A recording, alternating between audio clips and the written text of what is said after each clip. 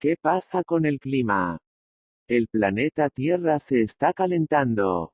En los últimos 10 años han sido los más calurosos desde que se llevan registros y los científicos anuncian que en el futuro serán aún más calientes. La mayoría de los expertos están de acuerdo que los humanos ejercen un impacto directo sobre este proceso de calentamiento, generalmente conocido como el efecto invernadero. Según la gran mayoría de la comunidad científica mundial, el aumento de la temperatura producirá grandes alteraciones en los ecosistemas globales. El clima es el resultado de la circulación, a escala global, de la masa de aire que rodea al globo terráqueo. Esta masa de aire se ve afectada por la radiación solar y el intercambio con el océano y el suelo, manteniéndose en un equilibrio dinámico y de gran complejidad. A nivel global, el clima ha evolucionado junto con la Tierra, presentando variaciones más o menos cíclicas. Durante los aproximadamente 4.600 millones de años de la historia del planeta Tierra los cambios climáticos han sido muy grandes y variados. En algunas épocas el clima ha sido cálido y en otras frío y, en muchas ocasiones, se ha pasado bruscamente de un clima a otro. En la actualidad existe un fuerte consenso científico acerca de que el clima global se verá alterado significativamente, durante este siglo, como resultado del aumento de concentraciones de gases de efecto invernadero como el dióxido de carbono, metano, óxidos nitrosos y clorofluorocarbonos. Por lógica, a mayor concentración de gases de efecto invernadero se producirá mayor aumento de la temperatura de la Tierra. Desde fines de la década de 1970 los científicos comenzaron a afirmar que el aumento de las concentraciones de los gases de efecto invernadero en la atmósfera derivaría en un calentamiento de la superficie de la Tierra de entre 1,5 y 4,5 grados Celsius. Estudios más recientes suponen que el calentamiento se producirá más rápidamente sobre tierra firme que sobre los mares. Es difícil pronosticar en qué medida podría llegar a afectarnos esta situación, ya que el clima mundial es un sistema de gran complejidad. Si se alterara un aspecto clave como es la temperatura media global, las ramificaciones derivadas de este cambio tendrían un largo alcance. Podría cambiar el régimen de vientos y lluvias que ha prevalecido durante cientos e incluso miles de años y del cual depende la vida de millones de personas, podría subir el nivel de los mares y amenazar islas y regiones costeras bajas. Esto podría derivar en migraciones masivas, hambrunas y catástrofes de índole natural más severas que las conocidas. Clima y desarrollo. El cambio climático ya no es únicamente un problema de ambiente sino de desarrollo, ya que amenaza con aumentar la pobreza, el hambre, las enfermedades, y afecta la seguridad nacional, regional e internacional. Sabido es que los principales responsables de las emisiones de gases de efecto invernadero son países industrializados, y los más afectados aquellos en desarrollo. Por ejemplo, en el mundo hay 1.300 millones de personas sin acceso al agua limpia, 2.000 millones sin saneamiento y otros tantos sin energía eléctrica, además de 800 millones de desnutridos.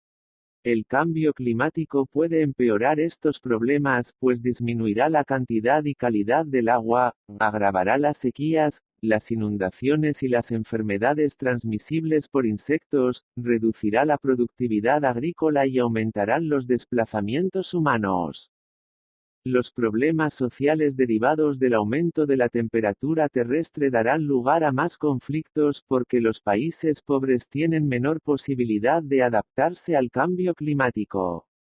Los países desarrollados pueden cambiar la infraestructura para resistir, pero los más pobres no pueden realizar estos cambios, no pueden comprar soluciones.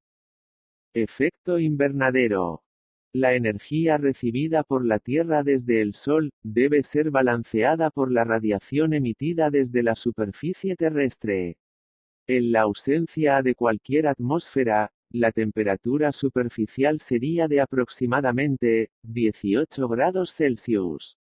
Esta es conocida como temperatura efectiva de radiación terrestre.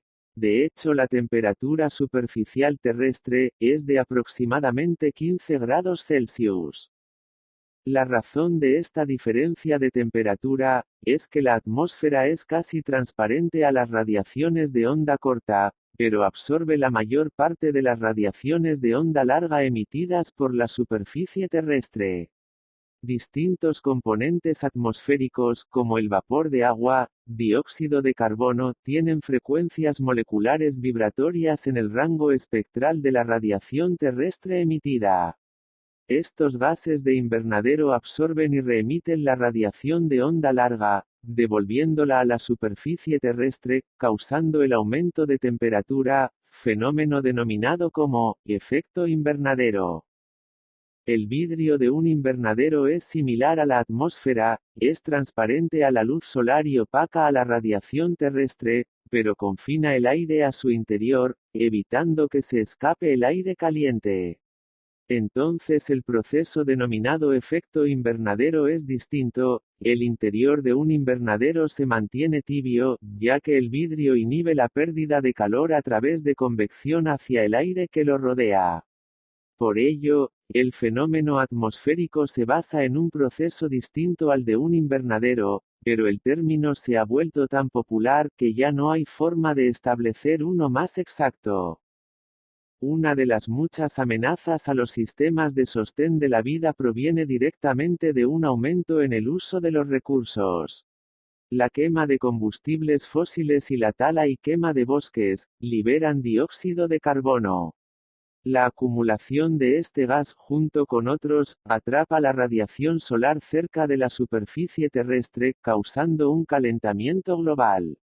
Uno de los resultados del efecto invernadero es mantener una concentración de vapor de agua en la baja troposfera, parte más interior de la atmósfera, de aproximadamente 10 kilómetros de altura, formada por aire, mucho más alta de la que sería posible en las bajas temperaturas que existirían si no existiese el fenómeno. El Protocolo de Kioto. El Protocolo de Kioto, acordado en 1997 en Japón, es el único instrumento internacional que prevé obligaciones para los países industriales. El mismo estipula la reducción de un 5,2% de gases de efecto invernadero por parte de los países desarrollados en el periodo 2008-2012 con base en las cifras de 1990. El mismo aún no está en vigor, pues requiere la ratificación de 55 naciones parte, industriales que sumen al menos 55% de las emisiones globales de gases de efecto invernadero. A fines de 2003 las ratificaciones sumaban 44,3%. Si Estados Unidos retornara a este pacto, del que se retiró en 2001 por decisión del presidente George W. Bush, el cumplimiento subiría a 80%. Si lo ratificara Rusia, la proporción de emisiones comprometidas subiría a 61%. En los dos casos entraría en vigor. Es en este último en el que se confía pueda ratificar el protocolo y así ponerlo en funcionamiento. Sin embargo, la entrada en vigor del protocolo es un pequeño paso, debido a sus metas modestas. Se requeriría entre 60 y 80% de abatimiento de gases para estabilizar la concentración de dióxido de carbono en la atmósfera a niveles normales. Puede resultar irónico que Estados Unidos, mientras llevan a cabo una guerra para defender al mundo del terrorismo, castiguen al mismo con sus emisiones de dióxido de carbono causando 36% del daño planetario en materia de calentamiento. Eso solo se puede calificar como un ataque terrorista a escala mundial.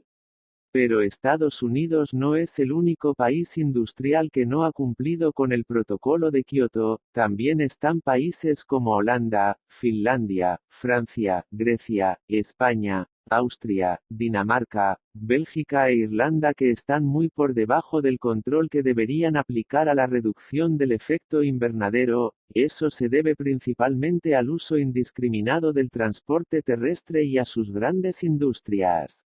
Solo el Reino Unido y Suecia han cumplido y cumplirán con los objetivos del protocolo para las fechas establecidas como metas.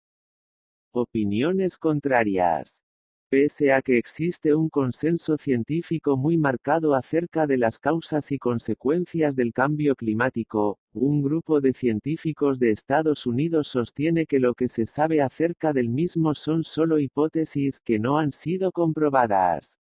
Los investigadores sugieren que las emisiones de gases productores de efecto invernadero pueden no ser la causa principal del calentamiento global.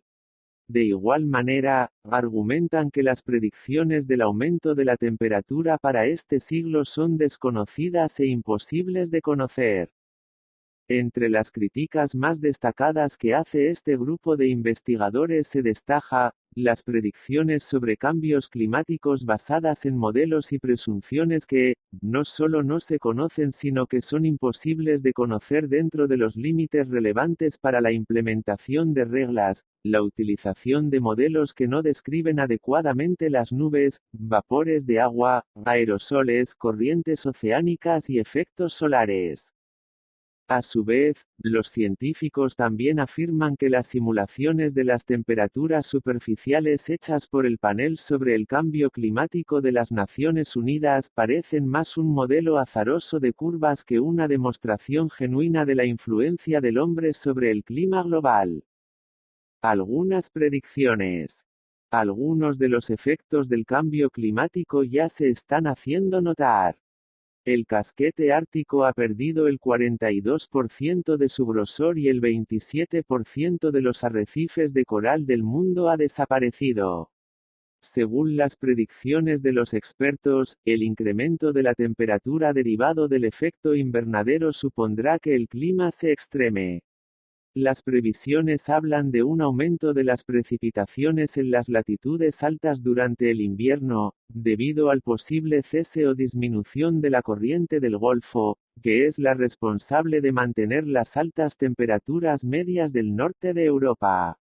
En el sur, se producirá una intensificación de las sequías, expandiéndose las áreas hoy en día afectadas por los procesos de desertización, como Sahel, Etiopía, norte de África, sudeste de Asia, India, Centroamérica y la cuenca del Mediterráneo, incluida España, donde se prevé que este problema alcance una magnitud importante.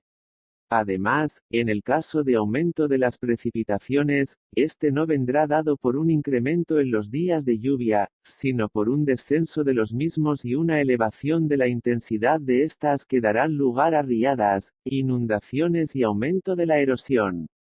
Además, se producirán más fenómenos naturales del tipo de huracanes, ciclones, tornados, etc., extendiéndose a zonas hasta ahora no afectadas. El nivel medio del mar se elevará, debido a la expansión térmica del agua y la fusión de los glaciares de montaña. El incremento se calcula que sea de 10 a 30 centímetros para el año 2030 y hasta de 1 metro para el 2050.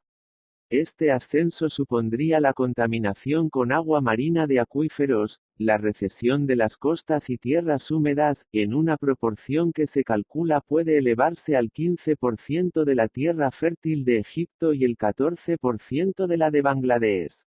Del mismo modo, los bosques se irán retrayendo al interior de los continentes, dejando a su paso ecosistemas más degenerados. La falta de agua y de comida en determinadas zonas causará graves problemas, lo que podría dar lugar a un incremento de los conflictos bélicos. Del mismo modo, enfermedades ahora endémicas en zonas tropicales, como la malaria, el dengue, o la fiebre del Nilo, extenderán su área conforme varíe el clima.